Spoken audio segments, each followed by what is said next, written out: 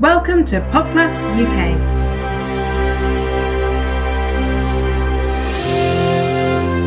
Today we are talking about mandibular reconstruction.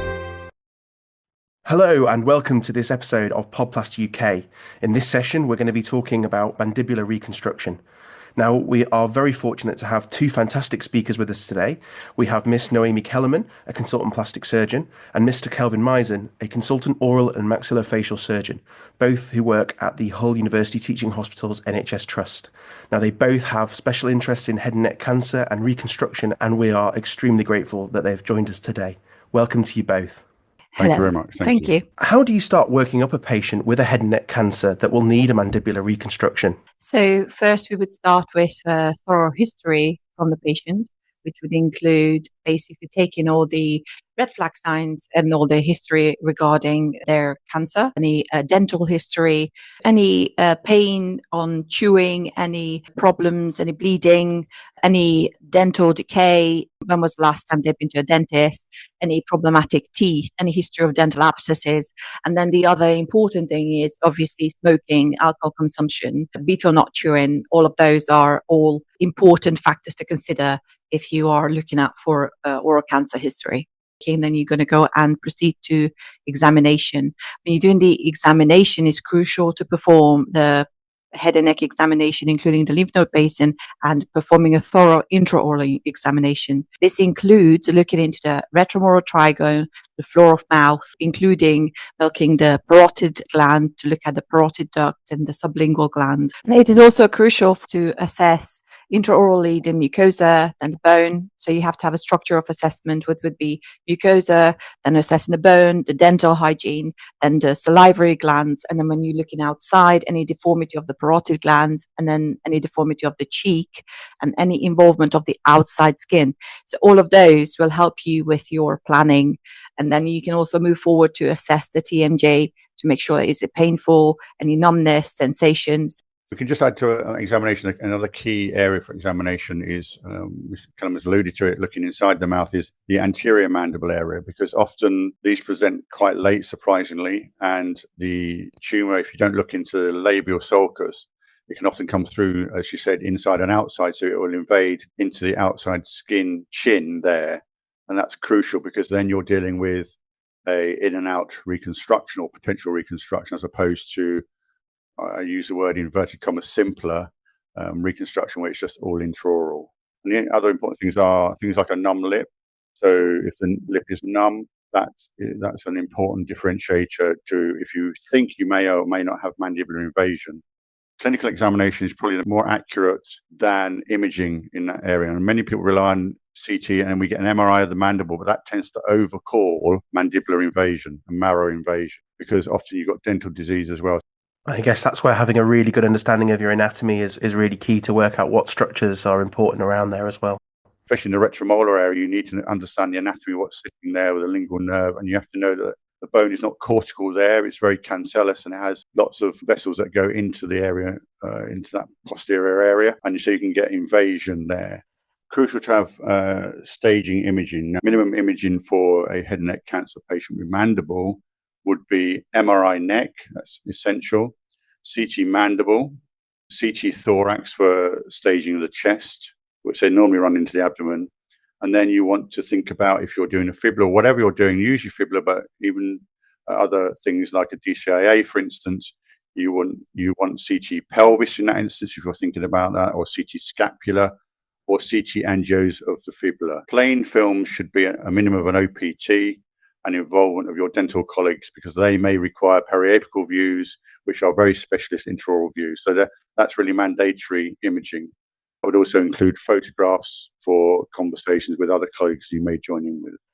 So is there a way that you can classify the defects to help guide your reconstruction?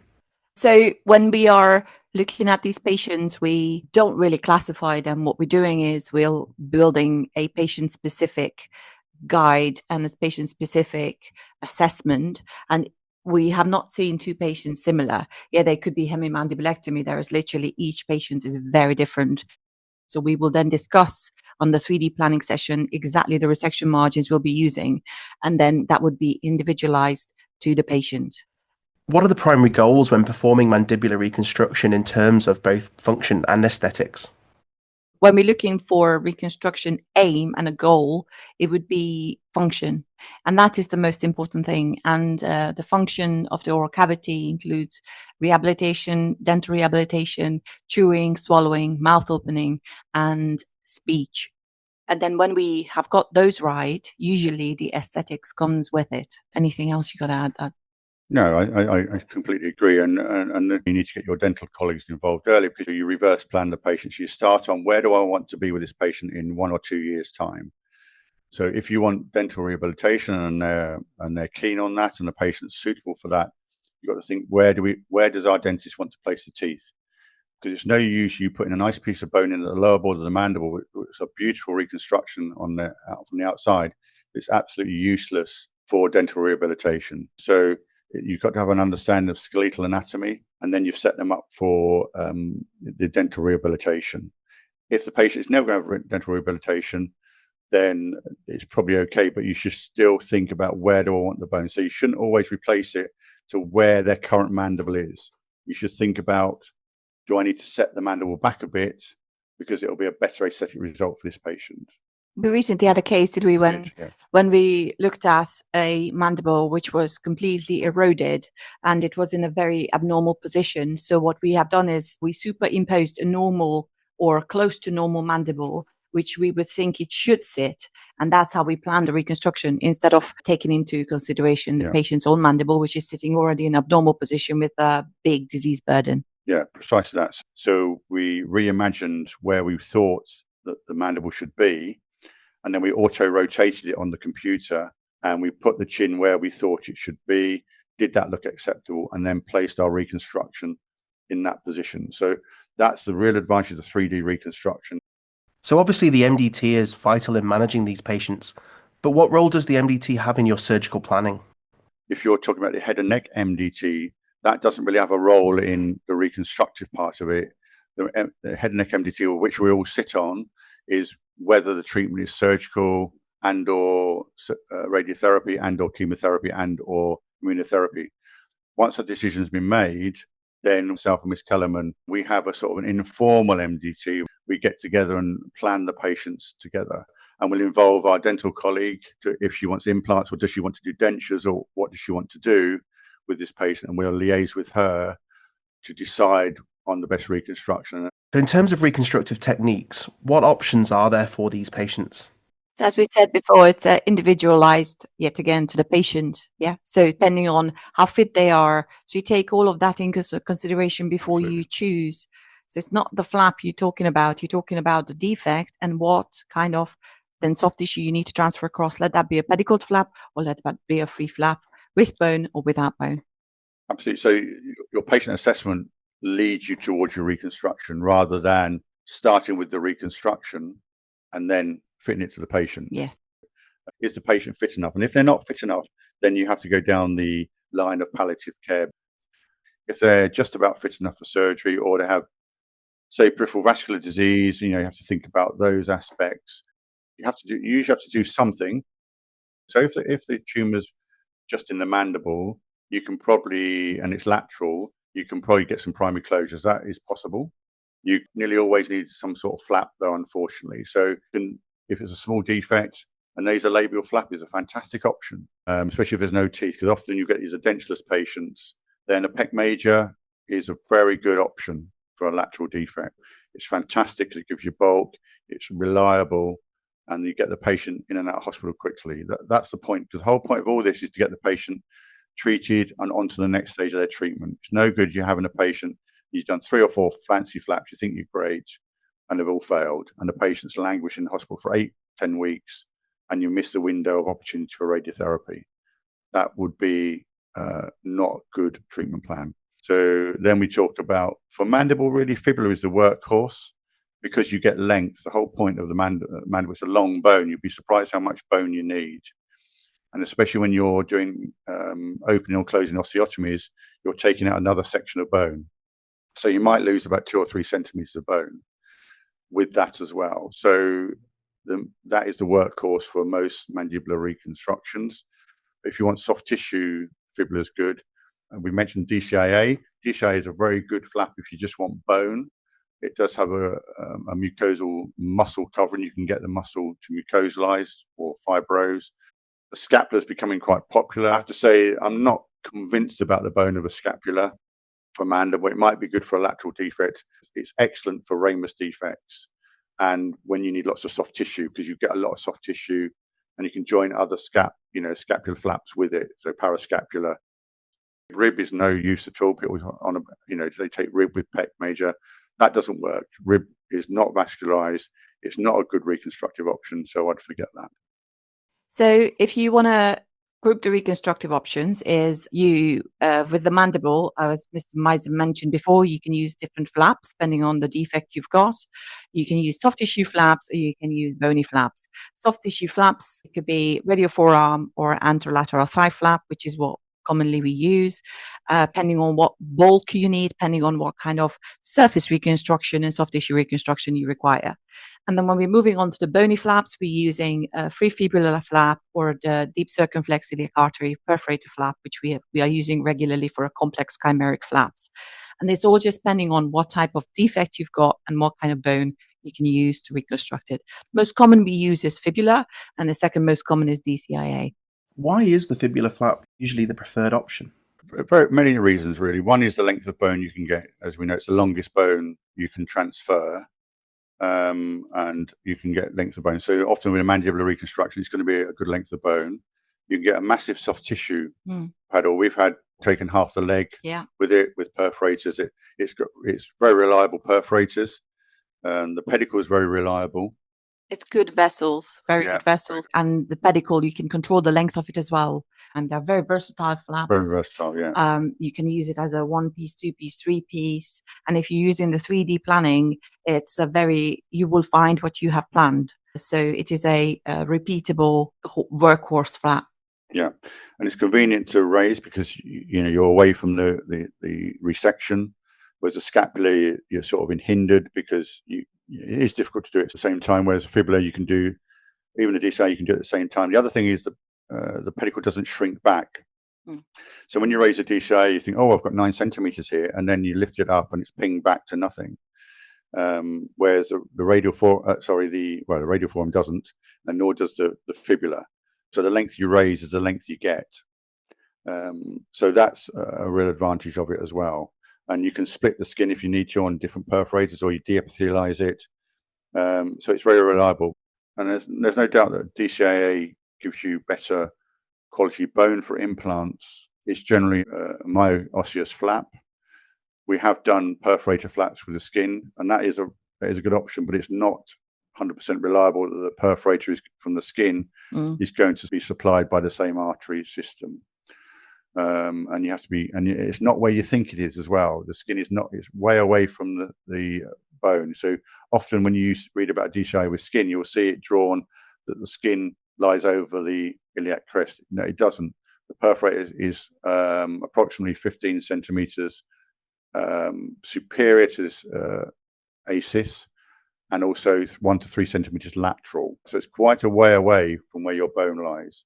So that's key. And because the muscle is acutely sensitive to ischemia, those flaps are very sensitive to loss. It is a risky flap to raise in these patients. And the pedicle is very tiny. It's very small. The vein is very delicate. It's very easy to damage it. It always pings back to nothing.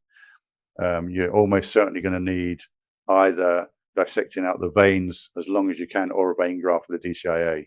It's really common. We prophylactically plan that anyway. If we're doing DCIAs, we definitely plan a vein graft primarily. We do, yes, yeah. You mentioned radial forearm. Is that a useful option? It is if you just want to put soft tissue in. It's a very reliable flap, very easy to raise, very quick, low morbidity. I wouldn't recommend it for bone at all. If you want bone, don't use a radial forearm. The bone you get is osteoporotic. It doesn't take implants, so why are you doing it? And it resorbs quite commonly as well. But nearly every patient falls over because you're thinking about it in elderly patients. Yeah, I think even with a plate, don't be fooled. They will break their arm. And then when you've got that fractured arm and then you're delaying that patient getting out of hospital, you've not done anyone any favors. And if you think about it, Matt, the prevalent area where osteoporosis occurs is in the wrist. Exactly. And it's such a common injury. It's like the fractured neck of femur. People fall on their outstretched hands. So the bone which is affected, what you want to do in these patients is to get them in, give them the plan, give them a good quality bone which withstands radiotherapy. And then that defeats the purpose with the radioforearm flap and bone. Is there any role for alloplastic materials or bone grafting for these patients? No, absolutely not. Not really. Because bone grafting won't survive radiotherapy. Because nearly every patient who has a bone invasion will have T4 disease, so they'll be having radiotherapy. What factors may influence the reconstruction that you offer to your patient? We got the patient factors, as we talked about, and then you got the cancer factors, and then what is available for them for the reconstruction. And Naomi's very correct on that. And also the sort of tactic is a frontward approach from patient factors, then the rear approach from the dental rehab, and then you sort of come in the middle and join those two together, and you help with the solutions for those bits in the middle. So you're sort of the jam in the sandwich, if you see what I mean. So you have that, you make your decision, then you leap straight back to reverse planning. So what dental rehab do we need if we need it? If not, then that's where we come in. So that's the sort of approach we take. Yeah. Right. So this brings us on nicely to one of the most interesting parts of this session, which is the role of newer technologies such as 3D printing and virtual surgical planning. Could you tell us a little bit about how you use these in your practice? So they are all essential and mandatory in our practice. We find that having a 3D reconstruction is absolutely crucial to our surgical planning, and that's how we can make the plans individual and bespoke to the patient. Basically, we would sit down, we will have an online planning session, and then we will also have a 3D printed model. So the 3D planning session, the way it looks like, the technician, she would send us a link, and then all of the imaging are uploaded. So she'll have a CAD system, a computer assisted design system, where she then looks at the images itself. And then we sit together, and then with Kelvin, we decide where the resection margins are, what we're going to take out. And then she reverse plans it from the fibula itself, because we have got also the fibula images uploaded there now. We also know the pedicle length, everything is in there. So then we can then design, we call it cutting guides, onto the mandible and onto the fibula. And the fibula cutting guides completely redesign the 3D mandible we need to then create from the fibula on the leg, which we do. So then we can have two-team approach. The team who works on the top resects the mandible, and then the other team is already harvesting the fibula with the cutting guide. We resect the mandible virtually, and we can plan our resection accurately as well. So we plan our resection as well on the mandible as well as our reconstruction. And so you won't get positive margins because you can plan exactly where the tumor comes to, add some extra. And we usually do at least a centimeter. When you're talking about the sequence of the planning, we first will decide what we're going to resect, and we're going to design cutting guides to the mandible, and they usually are attached to each of the anatomical landmarks of the mandible, such as the angle. So we're using the anatomy of the bone itself to determine where we're going to place the cutting guides. And then we're going to move on to design, once we got the defect, we're going to move on to design the fibula, how it will fit into that defect. So we're going to design the cutting guides on the fibula, the osteotomies on the fibula. And then the fibula will then fit. And then you can try 2 pieces, 3 pieces, can't you? 4 pieces, what works well. It's very satisfying, isn't it? Once you've got the fibula built up, and then it literally just fits in like a glove, literally into the mandible. Yeah. It's very satisfying. And then once we got all of them together, then we'll know how long the pedicle will be. And quite often we talk about vein grafts really early on to see, we think this pedicle might be a bit short. So we'll then need to plan the microsurgical reconstruction accordingly as well. The other thing to think about is which leg you're going to use. We think about, first of all, where do we want the pedicle to come out? So our practice, we want the pedicle to come out the back. And generally we'll want the skin to be on the inside. So if that's the case, we'll do for a right mandible with pedicle out the back, skin on the inside, we'll do the opposite side. We'll do a left fibula. Does that make sense? That's what we do. And then that makes perfect sense. Yeah. So you have to think about where you want your pedicle to come out. If the pedicle's coming out the front, you'll use the same side. So right mandible, right fibula with skin on the inside.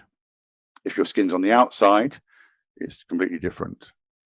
So you have to think about these things. So we would recommend, thinking again, it's reverse planning. Where do I want my pedal to come out? Therefore, which side of fibula do I need, and where do I want my skin? You must do 3D planning. The disadvantage is you are committed to that plan. Yes. You are committed. So we'll always do a plan A and a plan B. So that may be we'll turn the pedicle round, and we have cutting guides for that, or we'll plan the other leg as well, because flaps fail, so you've got that option as well. So we'll always have plan A and plan B. So when we come on 3D printing plate, isn't it? Yes, which uses left and right, so it absolutely fits for both plans. Yeah.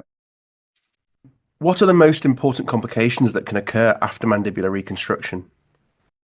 So when you're thinking about the complications, you would think about patient-related complications, such as the usual DVT, chest infection, aspiration, things like that, sepsis, UTIs, that's the general patient-related complications. So the other thing you have to think about is you want to avoid trismus, because trismus as a complication is almost untreatable. And it's certainly untreatable in the scenario of radiotherapy. And if you look worldwide, trismus recurrence in benign disease is over 85% if you release it. And it's almost impossible to release in post-surgical patients, post-radiotherapy patients. So to avoid that, we would have the rule that we always resect the coronoid process of the mandible, both sides generally. So therefore, we will generally include that in our resection margin. So that just leaves the condyle attached to the posterior border of the mandible, and then the fibula fits onto that. So I would recommend that you always remove the coronoid. Now, if you don't include it in the resection, you should still do a coronoidectomy. It links up to the post-op function, isn't it? Absolutely. So they'll be able to eat, they'll be able to open the mouth, they'll be able to do mouth care. If you have trismus, and if you're doing it secondarily, its recurrence rate is at 85%, you won't be able to open the mouth. So what's the point of doing the whole reconstruction then? So we always focus on the function. Trismus after surgery is a disaster. So we try to prevent it as good as possible. And then you will have the salivary leak, which is very important in our case. So what we want to do is to have a one-step reconstruction where the saliva does not travel down to the neck. So do you want to take it over from here? Yeah, and it's very common, isn't it? We see it very commonly. You see infection in the neck. It's quite a common scenario with saliva leak around, especially and posteriorly. So the key thing for those patients is that when you inset the flap at the back, try and get a watertight seal, but I would say don't feed the patient for quite a while. So we tend to put a rig in early. So nearly all our patients have a rig, or they're rig fed rather than peg fed. And so we preempt that and bring them in beforehand and do rig feeding. We would recommend that to reduce on the amount of saliva and food going into the wound. So just to be clear, the RIG in rig feeding refers to a radiologically inserted gastrostomy or rig tube, yeah? Yeah, precisely that. Yeah. And then you will have the flap complications, which are flap failure, venous arterial occlusion. You've got to think about, you've got 2-part, 3-part, whatever your bone is. Do you lose a partial segment? But in our practice, you don't. Either flap fails, which is rare, I have to say I did quickly. But if you plan it correctly, we've done some work on what's the correct length or the minimum length you can do to allow the bone to be vascularized, then you don't lose a single segment. So that's important.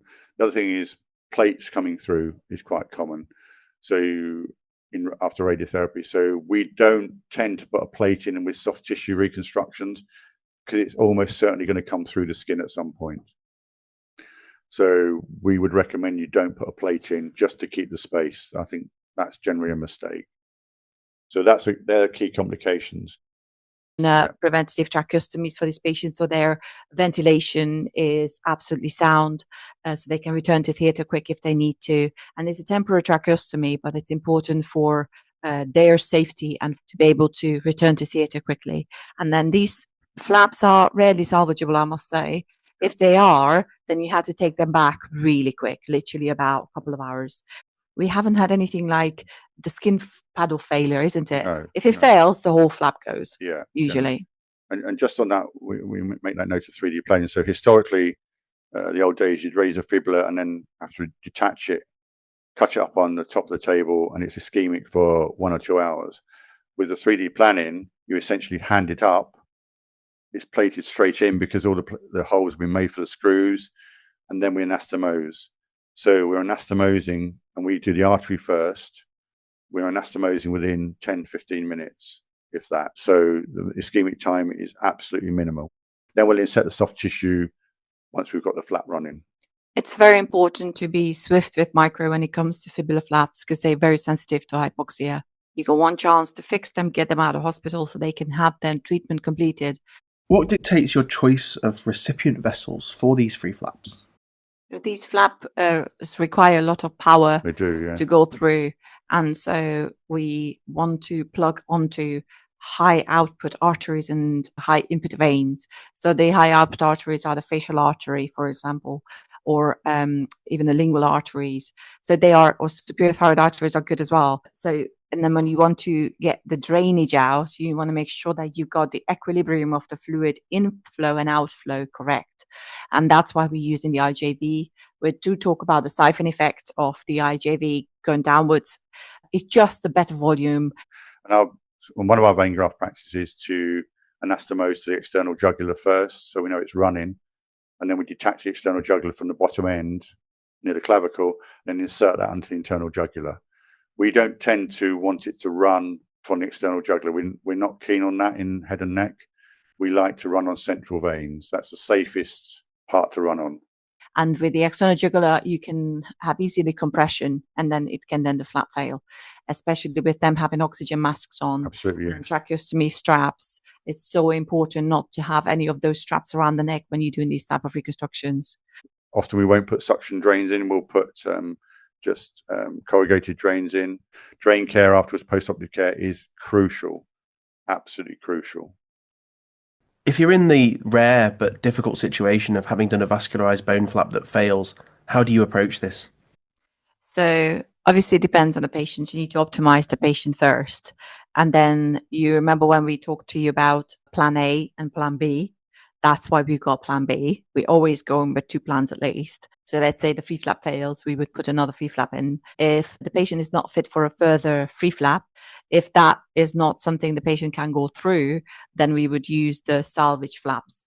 Okay. So, and I think pectoralis major would be offended if we call it a salvage, right? Yeah, it would. Yeah, I agree. So you can always go back and reconstruct later and have a plan for that. So often we will do that. We'll delay the reconstruction. We'll put a pec major in, for example, get the patient through radiotherapy, and then go back and reconstruct them. It is more challenging, but you've already made your plan for that. And because you've done the neck dissections or you know where the vessels are, you can allow for that. So we do preserve vessels. You mark them as well, so we know exactly what's going on, whether it's a unilateral neck or a bilateral neck.